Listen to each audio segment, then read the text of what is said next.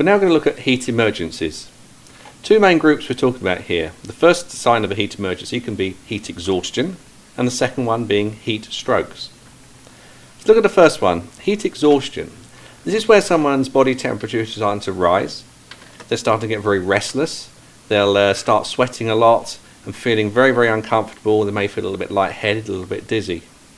Someone with heat exhaustion, we need to move them to a cooler place. We need to move them into the shade. We need to sit them down. Maybe just get some glass of water and get them sip water, not just drink loads and loads. We could also get a bucket of water and a wet flannel, and just to cool them down gently, maybe remove clothing, definitely undo any tight clothing. And just try and relax them as much as possible. Use of fans, things like this is fine, just to cool them down. And once you've actually got their body temperature down to a reasonable level, what we can do then is just rest them. You don't want them to go back out into the sun or into the heat again. The more serious version will be heat stroke. Heat stroke is a serious medical condition and will require emergency medical treatment from paramedics. The problem here is the whole thermostat structure of the body has packed up. The person's temperature is rising and they have no way of actually controlling their temperature. The main thermostat will also, in the brain, will start to try and find ways of controlling itself, and it's just not working right. And what it will do is it starts cutting down blood supply to non-vital organs like the skin, and the person stops sweating. What will basically happen then is, because they're not sweating, they're not letting the heat out. They become unconscious very quickly and their temperature rises very rapidly. Someone with heat stroke, we must rapidly cool them down. We can use spray mist, we can use towels, wet towels or hoses to actually keep the temperature as low as possible. It can take 15-20 minutes to actually cool someone down with heat stroke. But the most important thing here, we must have activated the emergency medical services, because this person can go into cardiac arrest, they can have severe problems, and we need to get help as soon as possible. We're now going to look at cold emergencies. Another name for this is hypothermia. And hypothermia can start when the body's temperature drops just 2 degrees below its normal. Now hypothermia, a common place for it to happen is when someone's been immersed in water. If someone's been immersed in water, then the heat from their body is taken out 20 to 25 times faster than in air. But it's not just in outdoor type settings where this can be a problem. It can also be a problem in the home. It's quite common for the elderly who are only heating one room, or maybe trying not to spend money on their heating bills, to actually end up with hypothermia even within the home setting. Somebody with hypothermia, we need to also make sure the scene's safe and everything's all secure. In this example here, we've pulled somebody out of water. Now, one thing worth remembering with all of these things is never quickly heat the person up. If we heat them up too quickly, then we can cause some problems. Maybe taking him from a totally wet environment to put him into an extremely hot car, then this can cause illness as well and possible cardiac arrest. The other thing is, because water is drawing heat away from the body really, really quickly, then if possible maybe remove any wet clothing.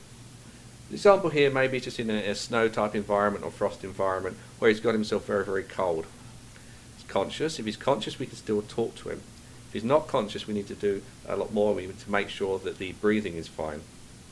Now, different ways of actually keeping people warm. You can use normal blankets, or it's quite common for people to have the foil type blankets.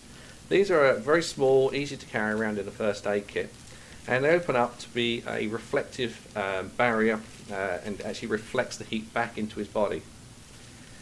So if we've got somebody in this situation here, he's very, very cold, we want to communicate with him, we need to get the blanket underneath. Now remember, a lot of the temperature is lost through the floor as well. It's not just up high. So we really need to get just as much underneath his body as over the top. So we've laid the blanket out on the far side. We can just straighten your legs a little bit, cross his legs over. I'm just going to roll you towards you and then tuck the blanket underneath. So just roll him towards you a little bit. We can then lay the blanket underneath. It's important to get the blanket underneath him because it will be a barrier between any of the moisture and also keep him warm. I'm just going to roll you back. That's fine if you come back this way. Once you've done that, you can just pull the blanket over, tuck it in on the other side,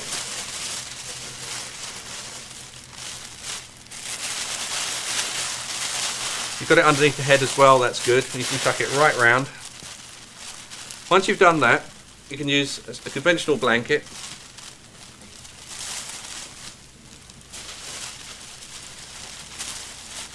Lay that over, and also tuck it as best you can on the far side and also close to you. So what's happening now is any of the heat in his body from either underneath or on top is being reflected in towards his body. No new humidity is coming in because the foil will act as a barrier. The top blanket here is also there to keep the heat in. We can still communicate with him, talk to him. If there's any way we can maybe put something over the top of his head as well, any jumpers or anything like that, just to keep his head warm, because a lot of heat is lost through the head as well. Final little thing we just talk about is hypothermia. If this is a result of something that's maybe snow or very cold temperatures, just do a look at other things that maybe you could be suffering from things like frost nip or frostbite.